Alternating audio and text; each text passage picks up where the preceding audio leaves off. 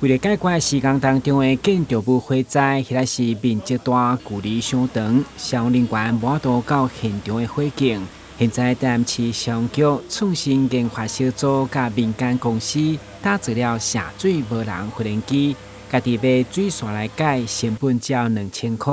搭配移动式消防泵，迄个是附近的水源，得当达到有效救灾。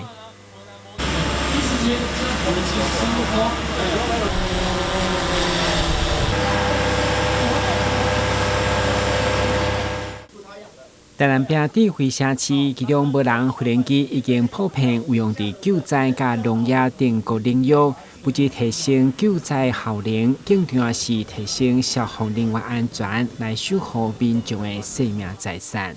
那所以呢，我们今天看到了无人机、消防机器人，还有这个遥控动力的救生圈，这些都是像各式各样的无人机的变体。怎么样呢？像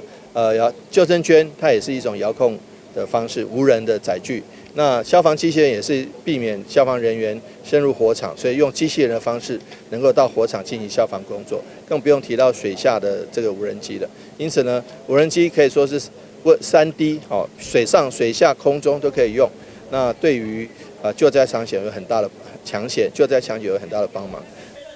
会中消防局嘛展示各种无人无人机、水下甲消防机器人，以及伫决策室、伫报影像画面等等无人科技的研发成果。当然有一寡设备也无实战经验，不过局长表示上好是卖用到。台南新闻军事何超邦采访报道。